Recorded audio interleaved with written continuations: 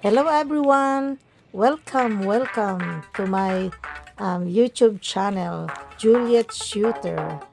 Ayan. At huwag nyo kakalimutan guys na mag-subscribe and click the notification button.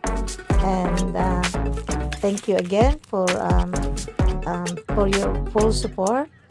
And see you then. Thank you. Enjoy.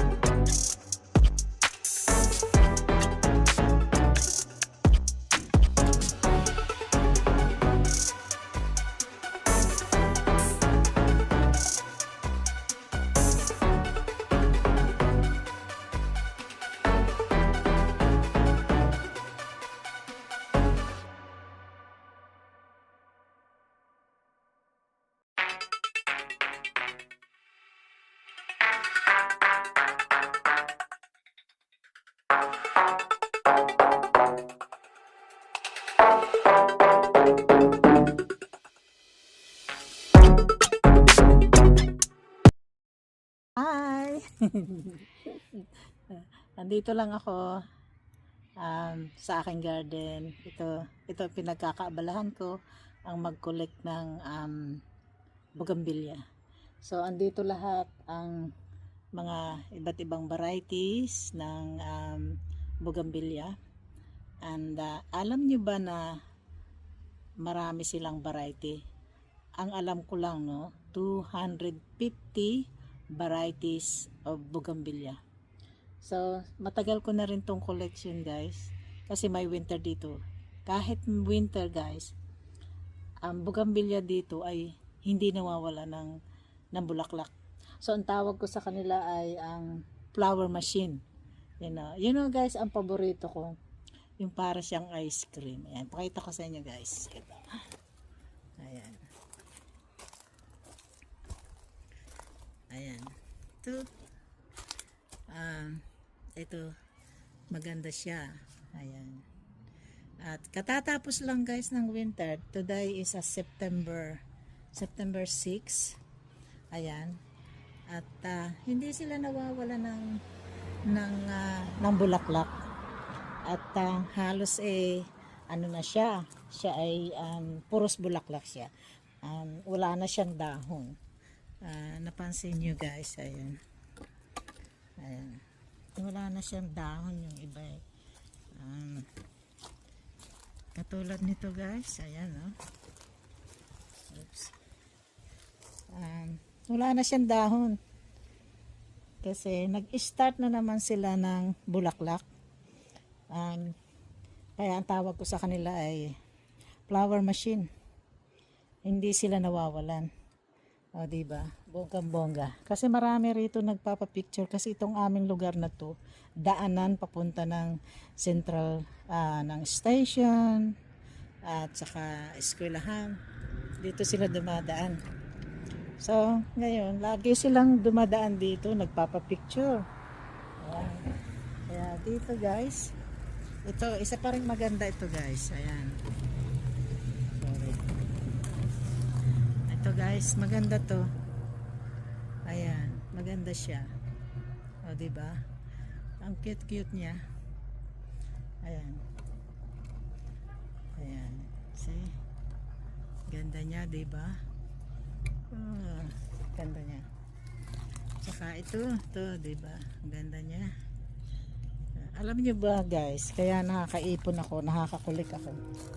Kapag may nakikita akong mga nasa daan lang yan, nakalawit lang yan dyan sa bakod, ay lagi ko siyang yung nagka-cutting ako. Kumukuha ako ng cutting. Nagsasabi naman ako sa may-ari Pero tuntua sila kasi kinakat ko yung mga nakalawit. Ayan. So, alam mo naman tayo, tipid-tipid lang. Kung marunong din lang tayong magbuhay ng halaman, di ba? So, ay nanghihingi ako ng mga ng mga cuttings, and then binubuhay ko sila. Ayan, binubuhay ko sila. Okay. So, alam nyo, itong mga kulay na to, hindi sila nawawalan talaga. Lagi silang punong-puno ng bulaklak. Kita nyo, halos kunti lang ang dahon. Ayan, kunti lang ang dahon. Ayan, ngayon magdidilig tayo guys, no? Kasi kailangan nating madiligan. Kasi nakikita nyo, ito, pagka ganito na ang dahon, ang hitsura ng dahon kapag ganito na, didiligan nyo yan. Ibig sabihin, yung kanyang ugat ay medyo nakukulangan na sa tubig. Ayan, nadadehydrate na. So, kapag kaganyan, it's time na diligan ninyo. Ayan. Kaya ngayon magdidilig tayo. Ayan. Alam nyo guys, ito puti ito eh.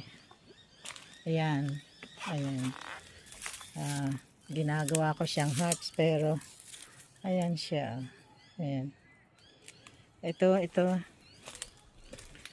guys, napansin nyo to. Ayan, kailangan niya ng tubig, nauuhaw siya. Wala na siyang dahon eh, Napansin nyo, wala na siyang dahon. Ayan, kasi puros bulaklak na lang. Ayan. At ito ay chetra. Ayan.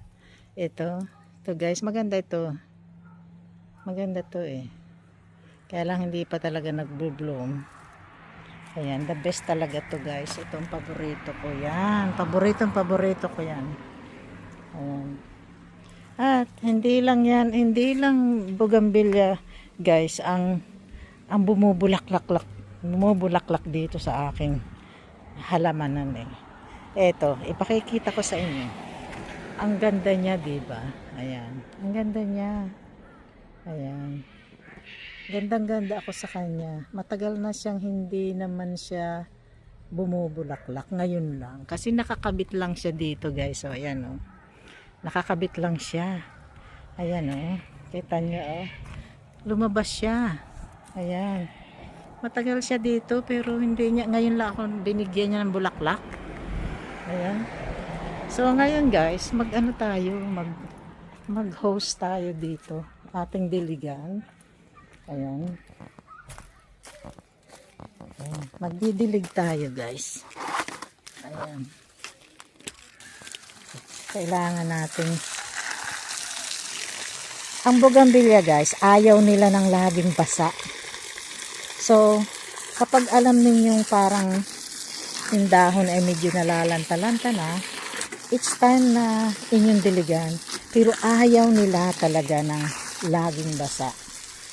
You know? Kapag laging basa, hindi kayo bibigyan ng bulaklak. Ayan.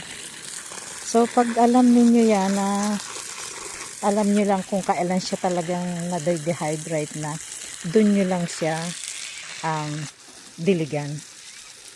Ayaw nila na laging basa. Tandaan nyo yan guys. Ayaw nila na laging basa. At ayan, bigyan nyo lang siya ng fertilizer every 3 months. Every 3 months.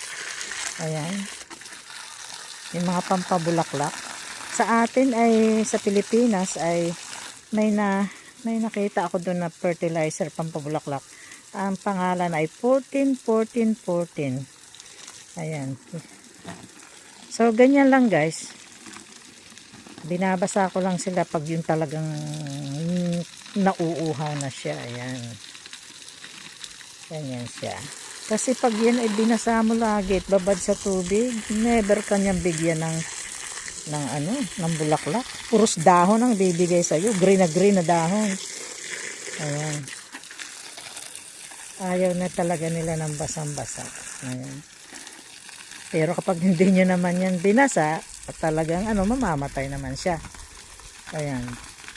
Gaya ng sabi ko sa inyo, ang bougainvillea ay maraming varieties. Meron silang 250 variety. Ayan.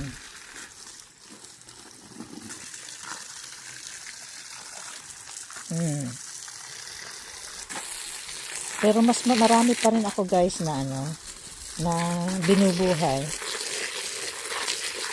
Mga cuttings. At least yung mga kaibigan gusto ng bougainvillea, ayan, binibigyan ko sila. Para hindi na sila bumili. Ayan.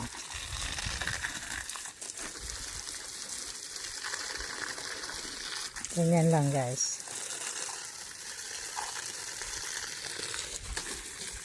Kunting-kunting dilig lang. Kunting-kunting dilig lang siya. Ayan.